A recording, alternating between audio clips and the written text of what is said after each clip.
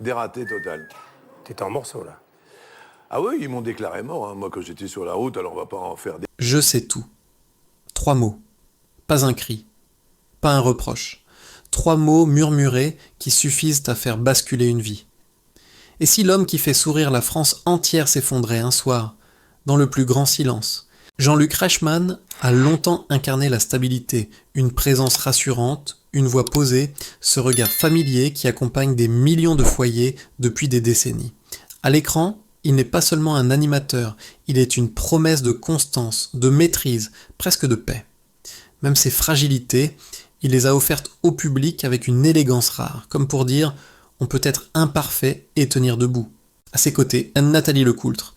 Une histoire discrète, créative, une famille recomposée, 6 enfants, une image de solidité qui rassure un pays entier. Le tableau semble complet. Trop complet, peut-être. Car derrière la lumière des plateaux, il existe un autre décor. Un décor sans caméra, sans applaudissements, où la fatigue n'est pas maquillée, où les silences s'installent sans musique de fond. Jean-Luc continue de travailler, de sourire, de porter cette image de pilier tranquille, mais quelque chose, imperceptible d'abord, s'est fissuré. Pas de scandale, pas de tempête, seulement une usure lente, presque polie, comme si l'amour, sans bruit, avait commencé à se retirer de la pièce. Il n'y a pas de date précise, pas de scène mémorable, juste des détails que l'on balaie d'un revers de main. Des dîners où les mots se font rares, des regards qui se croisent sans se chercher, des gestes qui ne viennent plus spontanément, des absences expliquées par le travail, des urgences vagues, des rendez-vous tardifs. Rien d'inquiétant, en apparence, après tout, ils travaillent ensemble depuis des années. Ils connaissent la pression, les rythmes décalés, la fatigue. Jean-Luc rationalise. Il se dit que c'est normal, qu'un couple traverse des phases, que l'intimité évolue. Il s'accroche à cette idée avec la discipline d'un homme qui a appris à tenir. Mais à l'intérieur, une inquiétude sourde s'installe. Une sensation étrange. Être deux, et pourtant se sentir seul. Partager un espace, une histoire, une famille, tout en percevant une distance qui ne se nomme pas encore. Il observe, il note, il compare avec ce que la relation était autrefois. Plus il compare, plus le décalage devient difficile à ignorer. Et pourtant, il ne parle pas. Il protège les enfants, l'image, l'équilibre fragile. Admettre que son foyer vacille serait reconnaître une vulnérabilité qu'il a toujours tenu à contenir. C'est ainsi que commence cette histoire. Non pas par un fracas, mais par un murmure. Une fracture invisible, faite de silences accumulés, de projets reportés, d'une tendresse devenue parcimonieuse. À l'extérieur, rien ne change. À l'intérieur, quelque chose s'érode. Et dans cette érosion, une question d'abord timide, puis insistante. Et si ce malaise discret n'était pas passager, et si, derrière la fatigue, se cachait une vérité bien plus profonde? Jean-Luc avance dans ce brouillard familier, persuadé que le temps arrangera les choses, que la proximité reviendra d'elle-même. Il se raccroche aux souvenirs, aux années de complicité, à l'idée que l'amour, lorsqu'il est solide, sait se réparer. Mais parfois, la vérité n'attend pas qu'on la cherche. Parfois, elle surgit dans la banalité la plus cruelle. Car il y a des moments où le silence n'est plus une protection, mais une préparation. Et ce soir-là, sans qu'il le sache encore, la vie de Jean-Luc Reichmann s'apprête à basculer. Dans quelques instants, un détail insignifiant fera éclater le décor. Et derrière le sourire parfait apparaîtra une vérité qu'il ne pourra plus jamais oublier. Mais comment une existence construite sur la confiance peut-elle se briser en un regard? C'est dans les silences de l'amour que commence la chute. Il n'y a pas eu de cri, pas de porte claquée. Pas même ces disputes qui, parfois, sauvent un couple en forçant la vérité à sortir. Chez Jean-Luc, tout s'est défait autrement. Lentement, poliment, comme une maison que l'on habite encore, mais dont on ne ferme plus les volets ensemble. Au début, ce sont des détails presque invisibles. Des silences à table qui durent un peu plus longtemps. Des conversations réduites à l'essentiel. L'organisation, le travail, les enfants, plus rien de superflu, plus ces mots inutiles qui justement font la chaleur d'un couple. Le soir, chacun semble ailleurs, présent physiquement, mais déjà parti intérieurement. Nathalie parle de contraintes professionnelles, de projets, de rendez-vous tardifs. Rien de suspect en apparence. Ils travaillent ensemble depuis des années. La pression, les horaires décalés, la fatigue, tout cela fait partie de leur vie. Jean-Luc se répète que c'est normal. Que l'amour, avec le temps, change de forme. qu'il ne brûle plus comme au premier jour, mais qu'il se transforme en quelque chose de plus discret, de plus solide. Il veut y croire. Il s'y oblige presque, parce que douter serait ouvrir une brèche qu'il n'est pas prêt à regarder. Et pourtant quelque chose s'installe. Une distance physique à peine perceptible, un geste qui ne vient plus spontanément, une main qui ne cherche plus l'autre dans le noir, pas de rejet, pas de froideur brutale, juste une économie d'affection, comme si chaque marque de tendresse devenait un effort, non plus un réflexe. Jean-Luc le sent. Il ne sait pas encore comment le nommer. Alors il fait ce qu'il a toujours fait, il tient, il encaisse, il présente au monde un visage stable, celui de l'homme solide, du compagnon fiable, du pilier familial. À l'intérieur, pourtant, une solitude nouvelle prend forme, la solitude à deux, partager une maison, une histoire, des enfants, et se sentir malgré tout seul face à ses propres doutes. Il commence à observer, à comparer. Il se souvient de ce qu'ils étaient autrefois, la complicité, les projets, cette sensation d'avancer ensemble. Aujourd'hui, les projets communs sont reportés sans explication claire. La fatigue n'est plus partagée, elle est individuelle. Chacun porte la sienne sans la déposer chez l'autre. Et plus il compare, plus le décalage devient impossible à ignorer. Mais il ne dit rien. Pas par lâcheté, par protection. Protéger l'équilibre fragile, les enfants, cette image qu'il a construite patiemment au fil des années. Dans un monde qui attend de lui qu'il soit fort, qu'il rassure, qu'il ne vacille pas, admettre que son foyer se fissure serait reconnaître une vulnérabilité qu'il a toujours contenue. Alors il continue, il sourit sur les plateaux, il rassure les autres. À l'extérieur, rien ne change. À l'intérieur, une inquiétude sourde s'enracine. Et avec elle, une question de plus en plus insistante. Le danger vient-il vraiment de l'extérieur, comme on l'imagine souvent, ou de quelque chose de bien plus dérangeant, l'usure silencieuse de l'intimité elle-même? Chaque détail pris isolément semble insignifiant. Mais mis bout à bout, ils dessinent une fracture invisible. Jean-Luc espère encore que le temps arrangera les choses, que la proximité reviendra d'elle-même. Il se raccroche aux souvenirs, aux années de complicité, à cette idée rassurante que l'amour véritable sait traverser les saisons. Sans le savoir pourtant, il s'approche du point de bascule, car parfois la vérité n'éclate pas dans la fureur. Elle surgit dans la banalité la plus cruelle. Un instant ordinaire, un geste sans intention, un détail que l'on ne devait pas voir. Et ce jour-là, sans enquête, sans soupçon, sans préparation, Jean-Luc va poser les yeux sur quelque chose qui n'était pas destiné à lui. Un fragment de réalité qui transformera à jamais tous ces silences en preuves. Il ne s'attend à rien, il ne cherche rien. Jean-Luc avance dans son quotidien comme on marche dans un brouillard familier, convaincu que tout finira par se dissiper. Ce soir-là ressemble à tant d'autres. La maison est calme. Le jour s'achève sans drame, sans tension apparente. Un téléphone est posé là, oublié sur une table. Un détail insignifiant, jusqu'à ce qu'il ne le soit plus. Il jette un regard distrait, sans intention, sans méfiance. Et puis, cette phrase, quelques mots seulement, trop tendre pour être anodin, trop explicite pour être mal interprétée. Son esprit refuse d'abord d'enregistrer ce qu'il voit. Il relit. Une fois, deux fois. Le doute s'installe, vertigineux. Il cherche une explication rationnelle, un malentendu, une blague, un collègue, peut-être. Il s'accroche à cette possibilité avec l'énergie de celui qui ne veut pas tomber. Mais en quelques secondes, le doute se transforme en certitude. D'autres messages apparaissent, des phrases qui parlent d'attente, de manque, de souvenirs partagés. Ce qu'il découvre ne relève plus de l'imagination. Ce n'est pas une ambiguïté, c'est une relation, cachée, nourrie, installée. Le sol se dérobe sous ses pieds. Ce n'est pas seulement l'idée de l'infidélité qui le frappe.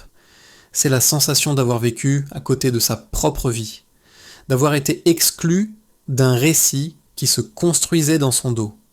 Chaque silence, chaque absence floue, chaque regard évité se recompose soudain sous un autre angle. Ce qu'il prenait pour de la fatigue devient mensonge. Ce qu'il appelait distance devient secret. Puis vient le second choc, celui qui laisse une trace plus profonde encore. Le prénom, il le reconnaît. Trop bien, l'homme n'est pas un inconnu surgi de nulle part. C'est quelqu'un de proche, un visage familier, quelqu'un qu'il a accueilli, soutenu, recommandé. Un homme associé à des souvenirs communs, à des repas partagés, à des discussions amicales. À cet instant précis, la trahison change de nature. Elle n'est plus seulement intime, elle devient morale. Jean-Luc comprend que sa confiance, sa bienveillance, sa générosité ont servi de passerelle à cette liaison clandestine. Le vertige est total. Ce n'est plus seulement l'amour qui s'effondre, c'est la certitude même de connaître ceux qui l'entourent. Il ne crie pas, il ne jette rien, il reste immobile, comme figé dans un temps suspendu. À l'extérieur, rien ne change. La maison est silencieuse, le monde continue, mais à l'intérieur, quelque chose s'est rompu définitivement. Il sent que ce qu'il vient de voir ne pourra jamais être dévu, que la vie d'avant vient de s'éteindre sans bruit. Lorsqu'elle rentre, Nathalie ne remarque d'abord rien. Jean-Luc l'observe. Chaque geste banal prend une autre couleur. Chaque mot résonne différemment. Il écoute sans vraiment entendre. Il mesure l'écart vertigineux entre ce qu'il sait désormais et ce qui se joue devant lui. Il ne dit rien, pas encore, il a besoin de comprendre, de respirer, de mesurer l'ampleur de ce qu'il vient de découvrir. Les jours suivants, la tension devient presque insoutenable. Il oscille entre le besoin de confronter et celui de se protéger. Il se sent trahi, humilié, et d'une façon plus dérangeante encore, coupable de ne rien avoir vu venir. Comment l'homme qui sait lire les émotions des autres, qui capte les silences sur un plateau, a-t-il pu passer à côté de ce qui se jouait dans sa propre maison? Ce qui le détruit le plus, ce n'est pas la colère, c'est l'humiliation silencieuse, le sentiment d'avoir été le dernier informé de sa propre histoire. Il n'a pas seulement été trompé, il a été maintenu dans l'ignorance avec une précision presque méthodique. Il comprend alors que la normalité qu'il s'efforçait de préserver n'existe plus. Il n'y a pas encore de rupture officielle, pas encore de scène, mais l'irréversible est là. Une vérité s'est imposée, froide, implacable, et dans ce silence chargé, une décision commence à mûrir, encore confuse, encore douloureuse, mais déjà inévitable. Car après ce qu'il vient de voir, continuer à faire semblant ne serait plus une preuve d'amour, mais une négation de soi. Il y a des silences qui ne sont plus de la fuite, mais une préparation. Après la découverte, Jean-Luc n'explose pas. Il observe, il attend, il rassemble. Chaque jour alourdit un peu plus l'air de la maison. Ce n'est pas la vengeance qui l'anime, ni même la colère. C'est un besoin viscéral de vérité, un face-à-face devenu inévitable. Le soir venu, tout est étrangement calme. Pas de mise en scène, pas de tension apparente. Ils sont seuls. Sur la table, devant lui, une enveloppe. À l'intérieur, des preuves qu'il n'aurait jamais imaginé devoir réunir un jour, des messages imprimés, des photos, des dates, des lieux, des fragments d'une vie parallèle, patiemment dissimulés. Quand Nathalie entre dans la pièce, elle sent immédiatement que quelque chose a changé. Ce n'est pas la colère. C'est plus glacial que cela. Un regard qui ne cherche plus à comprendre, mais à constater. Jean-Luc ne tourne pas autour du sujet. Il ne crie pas, il ne reproche rien. Il pose l'enveloppe lentement, comme on dépose un objet fragile, puis il dit, presque à voix basse, « Je sais tout ». 3 mots. Le temps se suspend. Elle tente d'abord de nier, de minimiser, de chercher une issue. Alors Jean-Luc ouvre l'enveloppe. Il étale les preuves une à une, sans trembler. Il n'y a plus rien à contester. Le masque tombe. Les larmes arrivent, incontrôlables. Les aveux suivent, désordonnés, chargés de fatigue et de culpabilité. Elle parle du vide, de l'éloignement, de ce sentiment d'être devenue moins une femme qu'une partenaire fonctionnelle. Elle évoque l'attention retrouvée ailleurs, la sensation d'exister de nouveau, mais Jean-Luc n'entend plus vraiment les mots. Il regarde cette femme qu'il croyait connaître intimement et comprend avec une violence sourde qu'il a vécue avec une étrangère. Ce qui le frappe le plus n'est pas seulement l'infidélité, c'est l'illusion. L'illusion d'un couple transparent, d'un projet commun aligné, d'une confiance intacte. Il n'a pas seulement été trompé, on l'a maintenu dans une réalité tronquée. Une partie essentielle de sa vie lui a échappé sans qu'il s'en rende compte. Il ne hausse toujours pas la voix. Cette retenue rend la scène plus lourde encore. Il n'y a ni gagnant ni perdant. Seulement 2 êtres confrontés à une vérité trop longtemps évitée. Jean-Luc sent quelque chose mourir en lui. L'image de l'homme inébranlable, du mari solide, du pilier familial. Il comprend qu'il ne pourra jamais revenir à l'avant. Même si le couple devait continuer, il serait désormais bâti sur des ruines. Il se lève lentement. Pas de porte claquée. Pas de phrase théâtrale. Il emporte avec lui une certitude froide. la confiance, une fois brisée, ne peut plus servir de fondation. À cet instant précis, le couple cesse d'exister tel qu'il a été. Ce n'est pas un scandale, c'est une fin silencieuse. Mais que fait-on après une vérité qui détruit tout ce qu'on croyait solide ? Se taire pour protéger, ou parler pour survivre. Après la confrontation, Jean-Luc fait un choix qui lui ressemble. Le silence. Un silence public, maîtrisé, presque professionnel. Non pour nier ce qui vient de se produire, mais pour protéger ce qui compte encore. Les enfants d'abord, leur équilibre, leur pudeur, leur droit à une intimité préservée. Puis l'image, cette construction patiente de décennies qu'ils refusent de livrer au tumulte. À l'extérieur, rien ne filtre. À l'intérieur, tout vacille.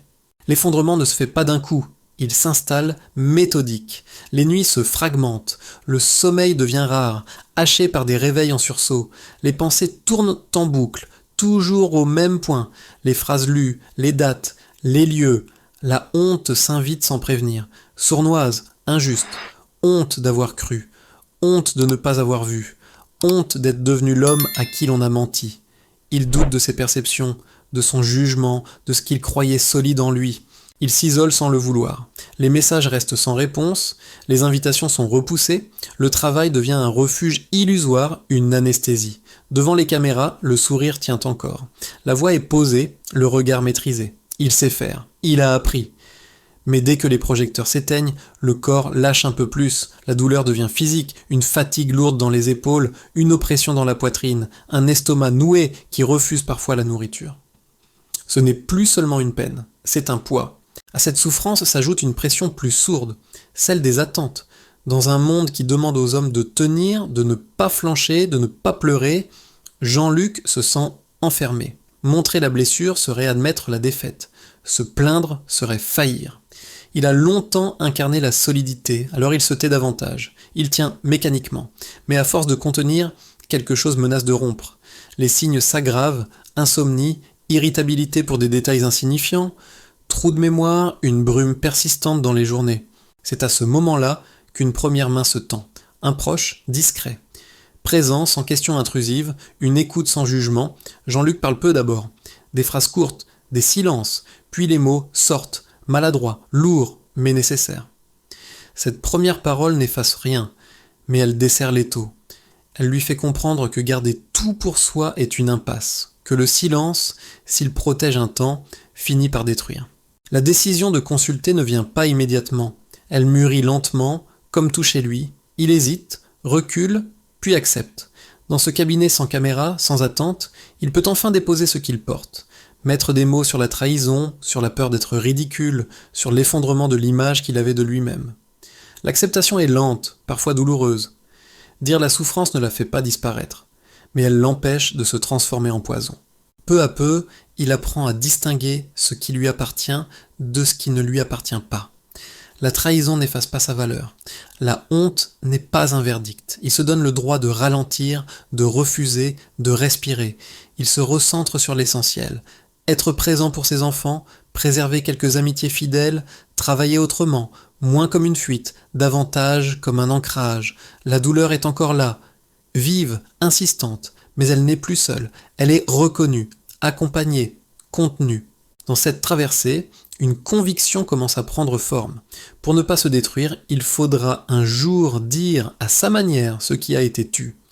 Non pour accuser, ni pour exposer, mais pour reprendre la maîtrise de son propre récit. Ce jour-là n'est pas encore venu. Pour l'instant, il apprend à tenir debout autrement, avec ses failles visibles et cette certitude nouvelle que le silence absolu n'est plus une option. Il arrive un moment où l'ombre ne protège plus, où le silence, autrefois choisi, devient un poids. Jean-Luc comprend qu'il ne peut pas se reconstruire éternellement à l'abri des regards, non pour régler des comptes, non pour nourrir le scandale, mais pour reprendre ce qui lui a échappé le plus longtemps, sa voix. Il décide de parler à sa manière, loin des rumeurs, loin des titres tapageurs. Il choisit le temps long, les mots sobres, la retenue. Quand il accepte enfin de témoigner, il ne désigne pas de coupable. Il ne cherche ni vengeance, ni absolution. Il raconte ce qu'il a traversé. La chute, la honte, la solitude, l'effondrement intérieur. Et pour la première fois, il laisse paraître ses larmes, non comme un aveu de faiblesse, mais comme une vérité assumée. Ces larmes, longtemps retenues, deviennent une force. Elles transforment le regard que l'on porte sur lui, mais surtout celui qu'il porte sur lui-même. À cet instant, Jean-Luc n'est plus l'homme qui tient à tout prix. Il est un homme debout, conscient de ses blessures et de sa capacité à les traverser. En reprenant la parole, il se réapproprie son récit. Il ne laisse plus les autres parler à sa place. Il affirme qu'on peut être brisé sans être détruit, qu'on peut perdre un amour sans perdre sa dignité. Cette parole libérée ferme un chapitre et en ouvre un autre, plus exigeant mais plus juste. Les choix concrets suivent. Un nouveau lieu de vie, un rythme différent, des priorités réajustées. Il apprend à vivre autrement, à ralentir, à dire non, à préserver des silences choisis et non subis. Le travail, désormais, n'est plus une fuite. Il devient un espace aligné avec ce qu'il est devenu. Moins de performance, plus de sens. Il écrit, il réfléchit, il partage, il accompagne d'autres voix blessées, d'autres silences trop lourds, sans posture, sans leçon, simplement en témoin. Peu à peu, la douleur change de nature. Elle ne disparaît pas complètement, mais elle cesse d'être un gouffre. Elle devient matière à transmission. Jean-Luc découvre que raconter sa chute peut aider d'autres à se relever, que la fragilité assumée ouvre parfois plus de portes que la force affichée. Son histoire dépasse alors la sienne. Elle touche à quelque chose d'universel. La trahison peut briser, oui, mais elle peut aussi révéler nos angles morts, nos dépendances, nos illusions. Et dans une société qui valorise le contrôle et la maîtrise, la vulnérabilité devient un acte de courage. Aujourd'hui, il avance autrement, plus conscient, plus ancré. Sa vie n'est plus un modèle parfait, mais une trajectoire humaine faite de lumière et d'ombre. Il ne prétend pas avoir toutes les réponses, il sait seulement que tomber n'a pas été la fin.